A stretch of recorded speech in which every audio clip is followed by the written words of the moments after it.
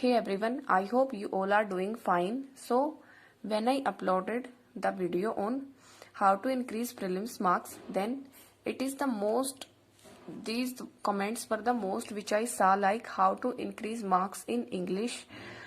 So many aspirants are facing many problems in English. Sometimes their accuracy is very bad in English and their marks are not also increasing.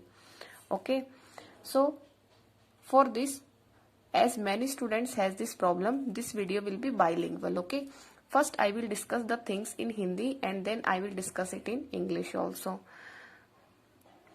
So पहले हम बात करेंगे accuracy के बारे में और marks बढ़ाने के बारे में। ठीक है, इन्हीं दो टॉपिक्स पर आज हम बात करने वाले हैं।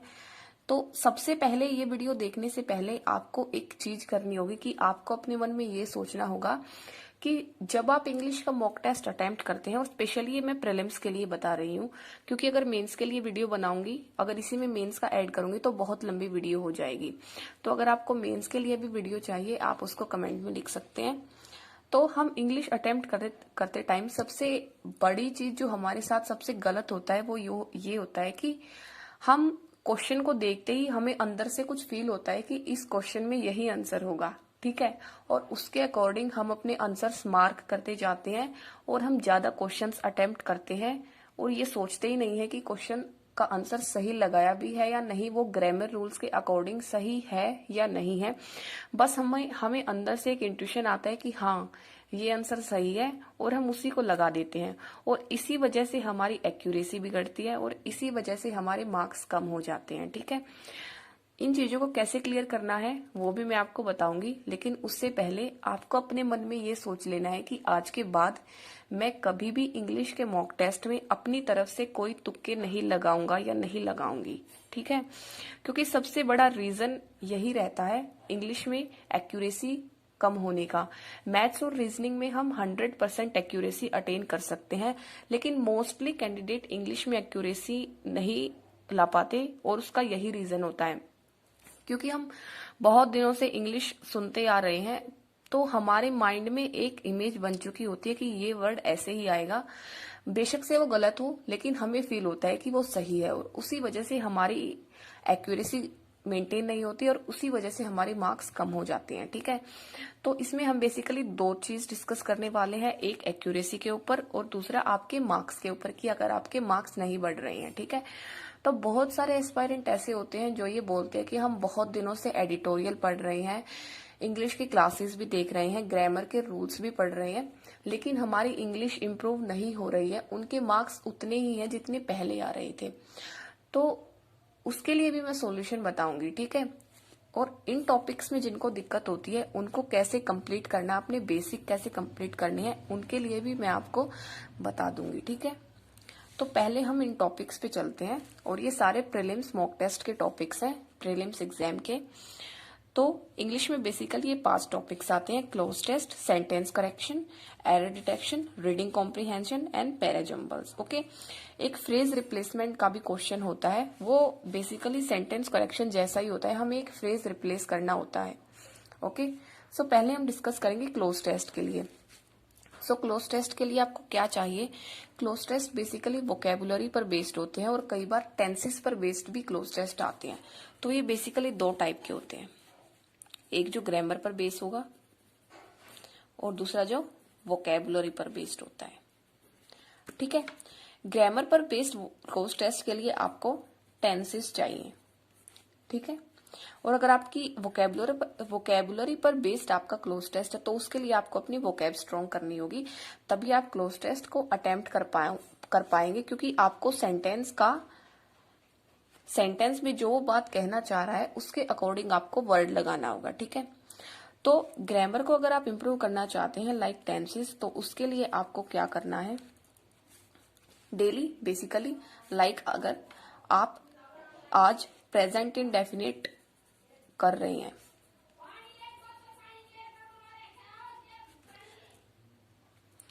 मैं बिल्कुल बेसिक तरीका आपको बताऊंगी जिसकी वजह से आप अपनी इंग्लिश इंप्रूव कर सकते हैं। ठीक है, रीडिंग के बारे में हम बाद में बात करेंगे कि वो करनी कैसे है, लेकिन उससे पहले आपको अपने बेसिक स्ट्रॉन्ग करने हैं, क्योंकि अगर आपके बेसिक स्ट्रॉन्ग होंगे तो ही आपकी इंग्लिश इंप्रूव हो पाएगी। ठीक है, अगर आप सेंटेंस को समझ पाएंगे कि उसको हिंदी और इंग्लिश, तभी आपकी इंग्लिश इंप्रूव हो पाएगी। तो आपको सभी चीजें बेसिक से लेकर चलनी है।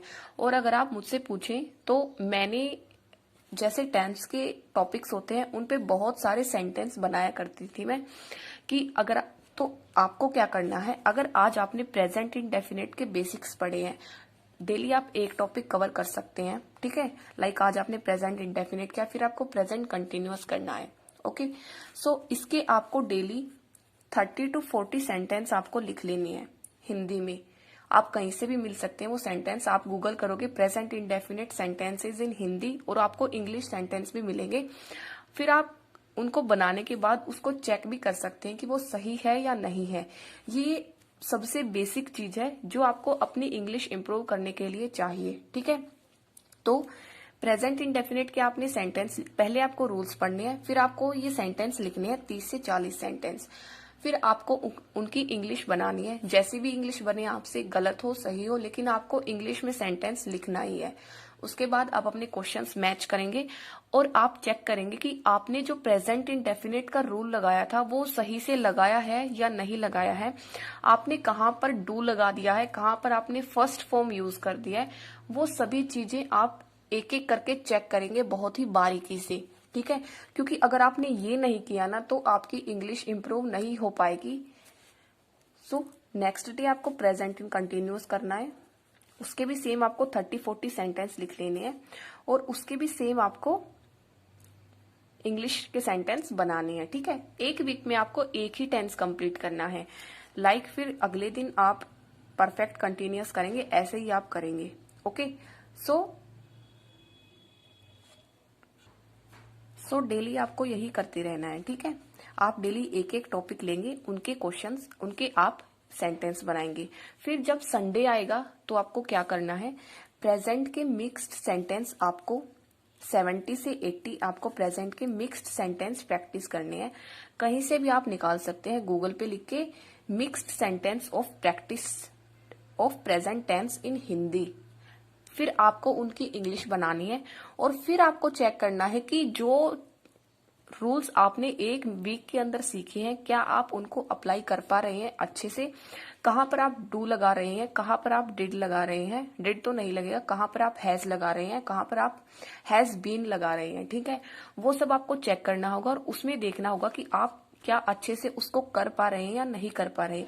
अगर कर पा रहे हैं तो बहुत अच्छी बात है, अगर नहीं कर पा रहे तो नेक्स्ट वीक आपको फिर से वो रूल रिपीट करने हैं। यही प्रोसीजर आपका नेक्स्ट वीक भी चलेगा। ठीक है, ऐसे करके फिर आपको पास्ट टेंस कवर करना है, उसके बाद आपको फ्यूचर टेंस कवर करना है। ठीक है, तो सबसे पहले आपको अपने टेंस इस तरह से इंप्रूव करने हैं, क्योंकि जब आप कोई सेंटेंस देखें तो आप उसको समझ पाएं कि इसमें कौन सी फॉर्म कैसे यूज हो रही है, और ये आपको एडिटोरियल में कैसे हेल्प करेगा वो भी मैं आपको बता देती हूँ।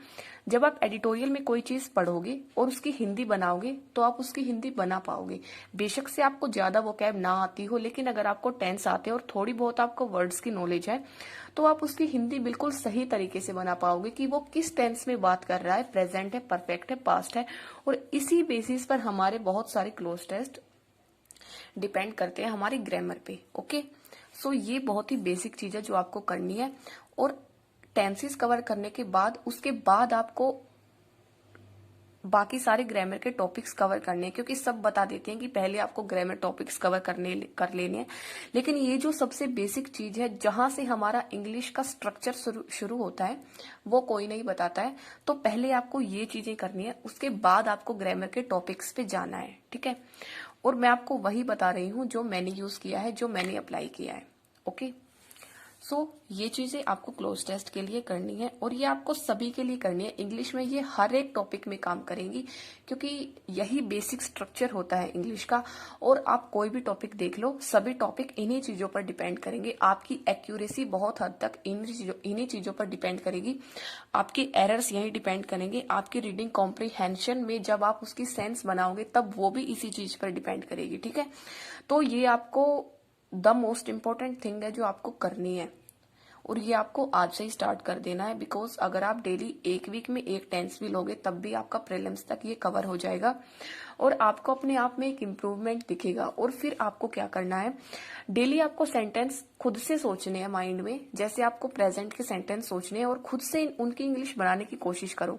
बेशक से आपकी इंग्लिश गलत हो कोई बात नहीं, लेकिन आपका माइंड एक हैबिट बना लेगा सेंटेंसेस की इंग्लिश बनाने की, वो थोड़ा हैबिचुअल होने लगेगा इंग्लिश के साथ, ठीक है। तो ये आपको करते रहना है। उसके बाद जो आपका सेंटेंस करेक्शन होगा, इसमें क्या होता है, इसमें बेसिकली ग्रामर पे बेस्ड टॉपिक्स होते हैं। ओके, यहाँ पर क्या करना होता है, बीच में एक छोटा सा सेंटेंस दिया होता है 4-5 वर्ड का, उसको आपको रिप्लेस करना होता है उसकी सेंस के साथ। तो इसमें आपकी इंग्लिश के सेंस और आपके टेंसेस काम करते हैं और यहाँ पर यही टेक्निक काम करेगी जो मैंने आपको पहले बताई है। ओके, इसके अलावा आप कर ही नहीं सकते हैं, टेंस के बिना आप सेंटेंस करेक्शन के क्वेश्चंस को सोल्व कर ही नहीं सकते हैं। तो बाकी सभी चीज सब बताते हैं कि आप नाउन पढ़ लीजिए, आप एडजेक्टिव पढ़ लीजिए, आप एडवर्ब पढ़ लीजिए, लेकिन ये बेसिक चीज कोई नहीं बताता कि आपको अपने टेंसेस भी इंप्रूव करने हैं, क्योंकि यही एक चीज है जो आपकी इंग्लिश को स्ट्रॉन्ग करेगी, जो आपका बेस खड़ा करेगी, ठीक है। उसके बाद बात करते हैं एरर डिटेक्शन क्वेश्चंस की। वो आपको कैसे करना है, जब आप प्रेजेंट ये टेंसेस कवर कर रहे हो उसके साथ साथ आपको एरर डिटेक्शन के जो ग्रामर के रूल्स होते हैं वो आपको पढ़ने हैं और उसके लिए आपको ग्रामर के टॉपिक्स कवर करने पड़ेंगे, लाइक नाउन, प्रोनाउन, एडवर्ब, जितने भी ग्रामर के टॉपिक्स होते हैं वो आपको एरर डिटेक्शन के लिए कवर करने पड़ेंगे। उसके बेसिस पर ही आप एरर डिटेक्शन सोल्व कर सकते हैं, ठीक है। तो ये टेंसेस जब आप कवर कर रहे हो, अगर आप चाहो, अगर आप ज्यादा लोड, ठीक है, तो जब आप ये टॉपिक्स कवर कर रहे हैं उसके साथ, जब आप टेंसेस कवर कर रहे हैं उसके साथ ही आप इन टॉपिक्स को भी चला सकते हैं। लाइक डेली आज आपने थोड़ा सा नाउन पढ़ लिया, कल आपने नाउन के क्वेश्चंस प्रैक्टिस कर लिए, क्योंकि जब नाउन्स वाले क्वेश्चंस में जब टेंसेस यूज होंगे तो आपको आपके माइंड में ज्यादा क्लियरिटी आएगी टेंसेस की। ओके, तो ये आपको करना है, आपको डेली टेंसेस के क्वेश्चंस तो प्रैक्टिस करने ही करने हैं और उसके साथ साथ आपको, तो ये चीजें आपको करती रहनी है जब तक आपके प्रीलिम्स ना हो जाए, ठीक है। और प्रीलिम्स के बाद भी ये चीजें आपको कंटिन्यू करनी है अगर आप अपनी इंग्लिश इंप्रूव करना चाहते हैं तो, ठीक है। तो डेली आपको टेंसेस के क्वेश्चंस तो बनाने ही बनाने हैं और ये बेसिकली इसमें हाफ आवर से ज्यादा नहीं लगेगा आपको रूल्स पढ़ने में, ग्रामर टेंसेस के और उसके सेंटेंसेस की इंग्लिश बनाने में 1 आवर भी लग सकता है, लेकिन बेसिकली एंड में ये चीज बहुत काम करेगी। ओके, सो डेली आपको ये करना है। अब हम चलते हैं रीडिंग कॉम्प्रिहेंशन पे। सो रीडिंग कॉम्प्रिहेंशन के लिए आपको उसके अगर क्वेश्चन सोल्व करने हैं तो आपको क्या चाहिए, बेसिक ग्रामर चाहिए, आपको रीडिंग स्किल्स चाहिए और वोकेबुलरी चाहिए, क्योंकि उसमें 2-3 क्वेश्चंस वोकैब के भी होते हैं, ठीक है। और आप देख पा रहे होंगे कि आपकी जो ये दोनों चीजें हैं ये आपकी ऊपर ही कवर हो चुकी होंगी, वोकैब तो नहीं होगी, लेकिन आपकी जो रीडिंग स्किल्स हैं, जब आप टेंस के क्वेश्चंस बनाओगे तो उससे भी आपकी रीडिंग स्किल्स इंप्रूव होंगी। और उसके साथ साथ आपको एडिटोरियल भी करना ही है, ठीक है। एडिटोरियल के लिए मैं आपको बहुत बार बता चुकी हूँ आपको कैसे करना है। एक बार आपको एडिटोरियल की एक बार में रीडिंग ले लेनी है, चाहे आपको कोई वर्ड समझ आए या ना आए, ठीक है। एक बार उसकी रीडिंग लेने के बाद आपको क्या करना है, नेक्स्ट टाइम आपको उसमें से डिफिकल्ट वर्ड्स नोट डाउन करने हैं और उनके मीनिंग्स को अपनी नोटबुक में लिख लेना है। फिर उसके बाद आपको एडिटोरियल की सेकंड रीडिंग लेनी है। सेकंड रीडिंग में आप अपनी नोटबुक से उन वर्ड्स के मीनिंग देखेंगे जिनके मीनिंग आप एडिटोरियल में नहीं जानते। उसके बाद जब आप सेकंड रीडिंग ले लेंगे, रात को सोने से पहले आपको उसी एडिटोरियल को तीसरी बार पढ़ना है और ये देखना है कि कितने वर्ड्स के मीनिंग आप रिकॉल कर पा रहे हैं और फिर से आपको जो नोट डाउन आपने वर्ड किए हैं उनको रिवाइज करना है। तो ऐसे आपको एडिटोरियल पढ़ना है और इस एडिटोरियल से आपकी रीडिंग स्किल्स और वोकेबुलरी दोनों कवर हो जाएंगी, ठीक है। तो ऐसे आपको अपनी रीडिंग कॉम्प्रिहेंशन को इम्प्रूव करना है। अब बात आती है पैराजम्बल्स की। पैराजम्बल्स के लिए भी आपको रीडिंग स्किल्स की जरूरत होती है, प्लस थोड़ी थोड़ी आपको ग्रामर की भी जरूरत होती है, बिकॉज कई बार कुछ सेंटेंसेस प्रेजेंट टेंस में होते हैं, कुछ सेंटेंसेस पास्ट टेंस में होते हैं, तो आपको समझना पड़ता है कि कौन सा सेंटेंसेस पहले आएगा। लाइक पास्ट वाले सेंटेंस क्वेश्चन में पहले यूज होते हैं, उसके बाद प्रेजेंट वाले सेंटेंसेस यूज होते हैं। तो रीडिंग स्किल्स और ग्रामर के लिए मैंने आपको ये बता दिया है। अगर जब आपकी ये इंप्रूव हो जाएंगी, आपके पैराजंबल के क्वेश्चन आपको बहुत इजी लगने लगेंगे। ठीक है, तो ये पैराजंबल के लिए। और पैराजंबल के लिए दूसरी चीज ये है कि आपको सेंटेंसेस को कनेक्ट करना है कि कौन सा सेंटेंस दूसरे सेंटेंस से कनेक्ट हो रहा है, और इस तरह से आपको अपनी पैराजंबल्स सॉल्व करनी है। ओके, सो यही है कैसे आपको अपने इंग्लिश के मार्क्स इंप्रूव करने हैं। आप इसका स्क्रीनशॉट भी ले सकते हैं अगर आप चाहें तो। मैं एक बार से दोबारा बता देती हूँ, डेली, और ये आपके डेली के टारगेट्स रहने वाले हैं, और आपको ये 2 मंथ के लिए करना है, और आपको अपने आप फर्क दिखने लगेगा कि हाँ टेंस डेली करने हैं आपको 30 से 40 सेंटेंस। संडे को आपको क्या करना है, मिक्स टेंस करने हैं 70 to 80 सेंटेंसेस। ओके, दूसरी चीज आपको क्या करनी है, रीडिंग करनी है, और तीसरी चीज आपको क्या करनी है, 1 ग्रामर टॉपिक। बिकॉज इंग्लिश एक बहुत बड़ा रोल प्ले करता है सिलेक्शन में। लाइक जिनकी इंग्लिश होती है उनको एग्जाम में हमेशा से एक एज मिलता है, क्योंकि मैथ्स और रीजनिंग का लेवल सबका एक जैसा ही होता है, आपने बहुत बार सुना भी होगा। लेकिन मेन जो डिफरेंस पैदा करता है वो इंग्लिश ही पैदा करेगा लास्ट में। अगर आपका मैथ्स और रीजनिंग में भी आप 35 आउट ऑफ 35 ले आते हो तो आपके 70 मार्क्स तो ऐसे ही हो गए। तो फिर आप सोचो, अगर आपके इंग्लिश में भी 20+ मार्क्स आ जाएं तो आपका कोई भी प्री कभी नहीं रुकने वाला। और अगर आपके मैथ्स और रीजनिंग में एवरेज है, लाइक आपकी मैथ्स में 25 मार्क्स आते हैं, रीजनिंग में इजीली 30 आ जाएंगे, तो 55 ये हो गए। और अगर आपकी इंग्लिश अच्छी है, सोचो अगर आपके 20 नंबर भी आ गए तो भी आपके 75 नंबर्स आ रहे हैं प्रीलिम्स में। तो इंग्लिश एक बहुत बड़ा रोल प्ले करेगा। अगर आपकी मैथ्स रीजनिंग बहुत अच्छी है then it's well and good, अगर नहीं है तो ये एक स्ट्रॉन्ग पिलर बन सकता है आपके सिलेक्शन में। और ये जो टारगेट्स हैं, अगर आप इनको डेली 2 मंथ्स के लिए फॉलो करोगे तो इसी वीडियो के नीचे दोबारा 2 मंथ्स में आके आप मुझे अपनी प्रोग्रेस बता सकते हो, और मैं डेफिनेटली कहना चाहूंगी कि आप डेफिनेटली इंप्रूव करोगे, क्योंकि ये जो टेंस वाली चीज है ये सबसे बेसिक चीज है, और इसको बहुत कम लोग जानते हैं कि ये भी करना मोस्ट इम्पोर्टेंट होता है। बेसिकली बैंकिंग एग्जाम के लिए सब रीडिंग को सजेस्ट करते हैं कि आपको रीडिंग करनी चाहिए, लेकिन रीडिंग का जो बेसिक पिलर होता है वो यही होता है। ठीक है, तो आपको ये डेली बेसिस पर करते रहना है। तो यही है आपके इंग्लिश का।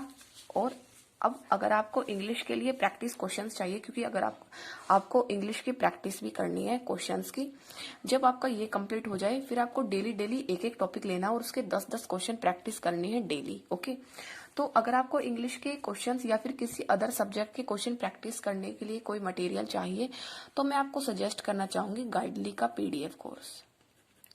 बिकॉज उनके PDF कोर्स में डेली के टारगेट्स दिए रहते हैं, क्योंकि बहुत सारे एस्पायरेंट्स इस डिलेमा में होते हैं कि उनको प्रैक्टिस मटेरियल ही नहीं मिलता है, और ये बहुत ज्यादा महंगा भी नहीं है, इसकी प्राइस बहुत ही रीजनेबल है। तो आप गाइडली PDF कोर्स के लिए जा सकते हैं। वो डेली प्रीलिम्स मेंस सबके टारगेटेड क्वेश्चंस देते हैं।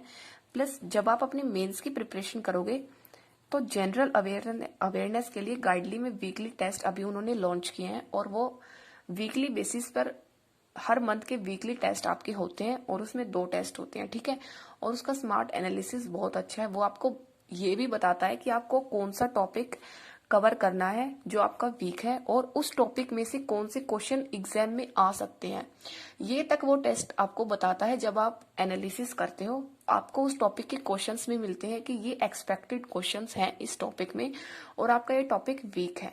ओके, सो ये उनका जनरल अवेयरनेस का कोर्स है। और अगर आपके पास उनका प्री प्लस मेंस का बंडल है तो ये आपको फ्री मिलने वाला है 15 जून तक।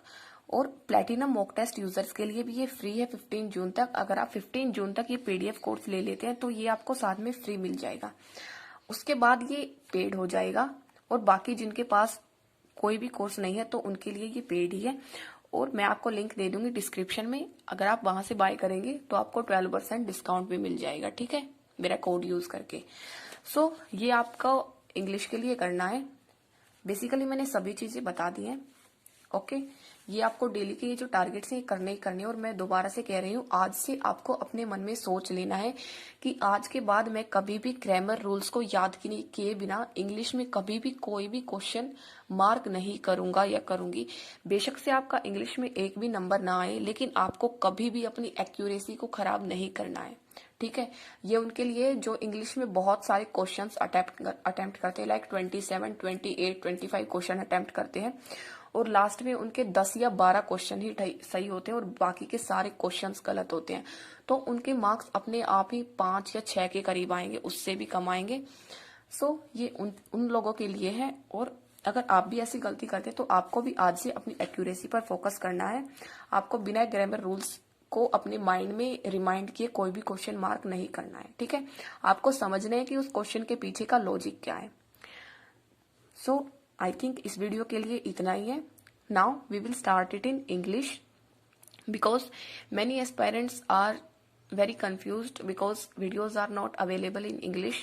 So I have thought of making bilingual videos because many South Indian aspirants are there on my channel and they keep commenting like we can't understand Hindi and please make the videos in English. So this is the step which I have taken, okay? And today we will discuss how to increase marks in English for prelims. And if you want video for mains also, then I will make video in mains for mains also, because if I add mains in this video then it will be very lengthy, okay? So we will discuss for all the topics of English like cloze test, sentence correction, error detection, reading comprehension and parajumbles, okay? And then we will discuss about accuracy also. But before starting the video, I want you all to make a promise to yourself that many times it happens that our mind gives us some hints that when we are reading a English question, our mind gets some hints that this is the error in this question, this word can fit in this cloze test. These type of hints are always in our mind when we are reading English questions, and based on that intuitions we mark the answers, but we don't have to do it. We should not do it. So before starting the video, I want you all to make a promise to yourself that we will not mark any question without knowing the logic of that answer which is hitting in our mind, okay? So make a promise to yourself that you won't mark any question without the logic, okay? So this is the main thing where your accuracy goes down, because we keep marking the questions and we attempt many questions, but at the last only 10 to 15 or 12 questions are right and many questions are wrong. So here our accuracy also decreases, plus our marks also decreases, and this is the worst thing which can happen because English requires severe attention, okay?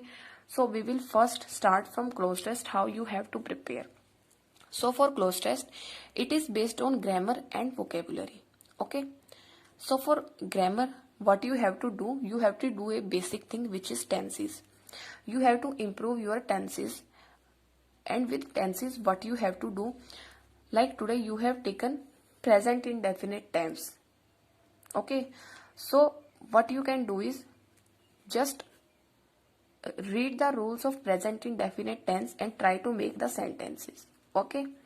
Like think of any sentence in your mind and then try to make, like if you are from Telugu language or Malayalam language, write down the sentence in your own language and then try to translate in English, okay?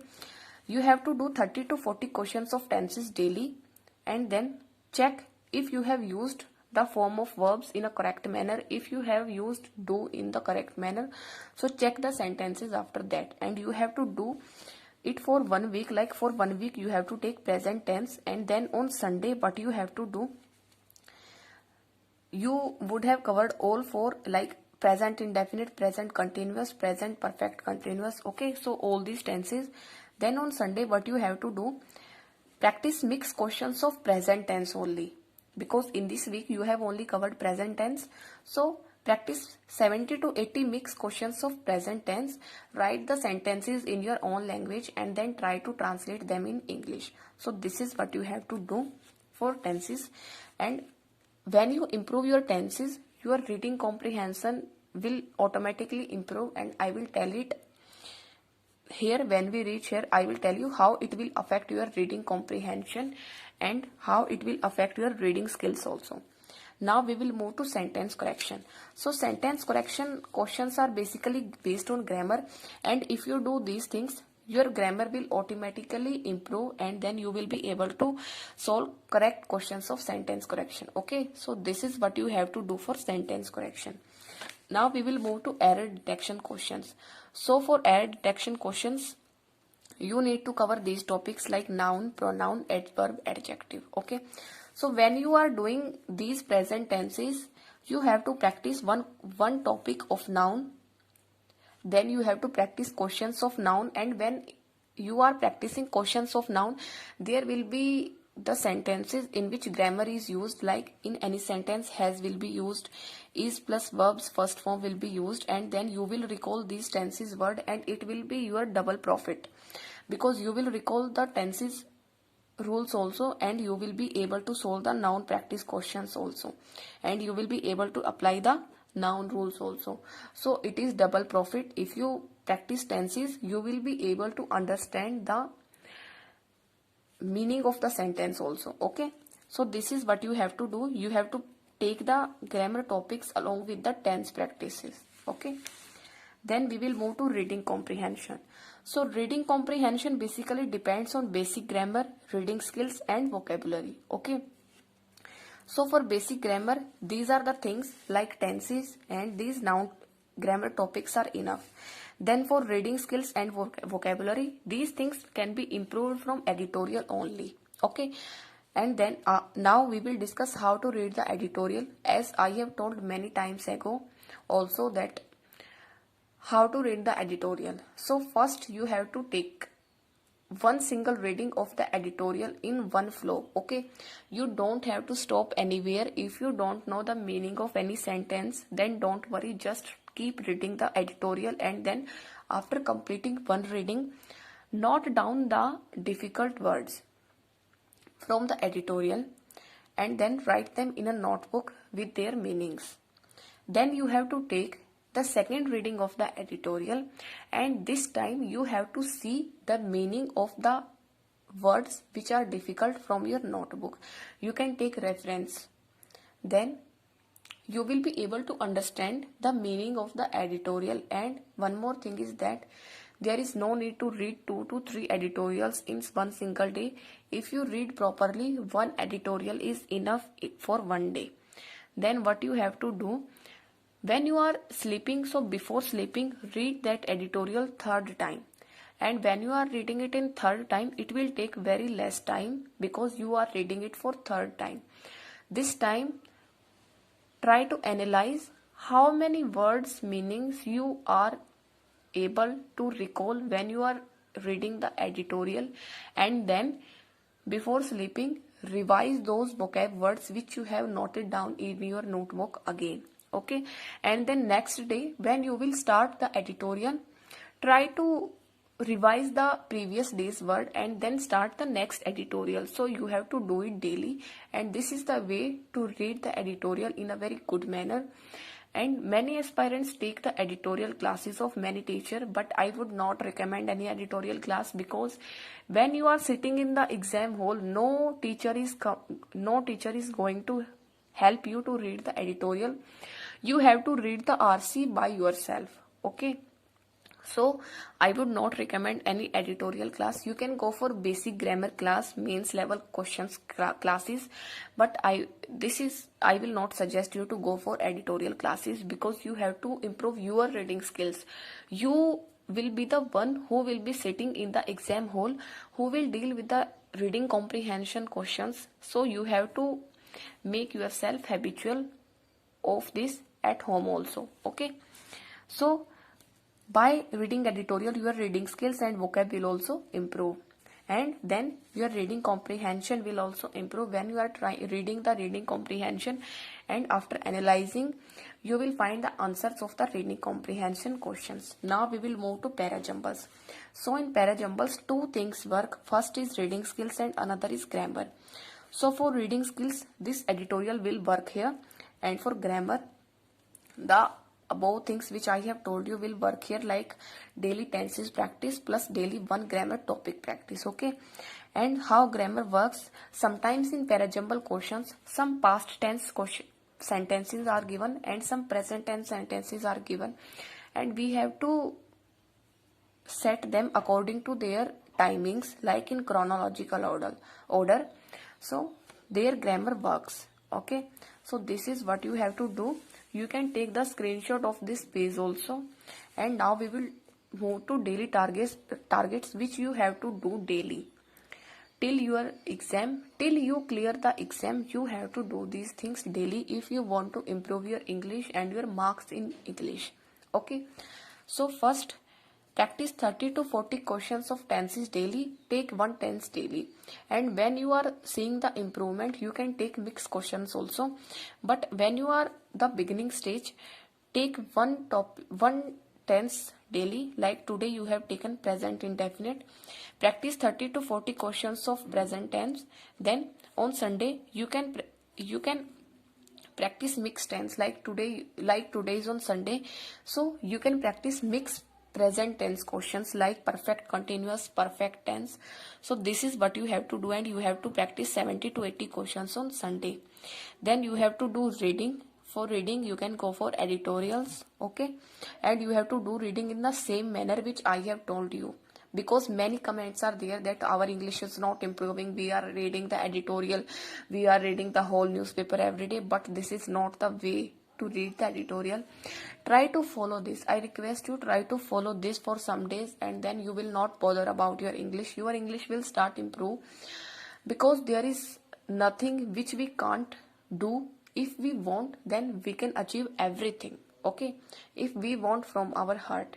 So then you have to cover one grammar topic daily and practice the questions of grammar topic, like 10 to 20 questions. Okay, you don't have to cover one topic, like today you have covered noun, then tomorrow you will cover pronoun. No, take your time.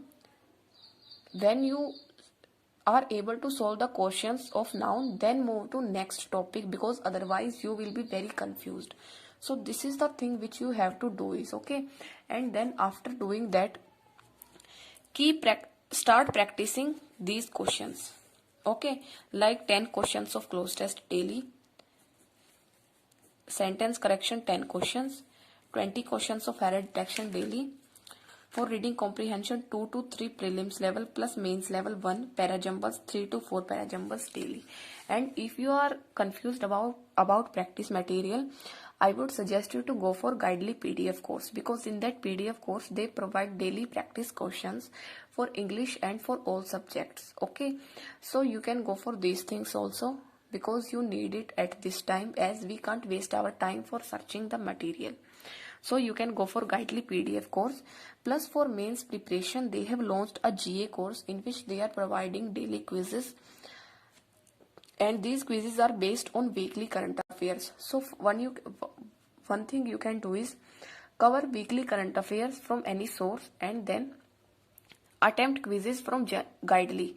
And the smart analysis is very good, because I am personally following this, as what they are doing is, in smart analysis they tell you about their weak areas, and then the best thing about the analysis is that they then show you the expected questions from your weak areas. So it is very best, because when you are getting expected questions of your weak areas, then it is pretty easy to read those questions. Okay, so this is, and if you are their prelims plus mains compo PDF user, or their platinum mock test user, then you will get this GA course for free, and it is free till 15 June. After that you have to buy it. Okay, so I will give you link in description for this GA course also, and by using my code you will get extra 12% discount. So this is the thing. Okay, and basically I personally like this GA course very much, so you can go for this, because the analysis is very good. So this is the thing which you have to do for increase your marks in English. And one more thing, and it is the most important thing, that believe yourself. Believe that yes, my English is improving, I am very good at English. And one more thing I forgot to tell in the Hindi series also is that try to speak in English, try to watch English movies. I will not suggest English movies at this time, but you can watch slow comedy shows or something in English, okay?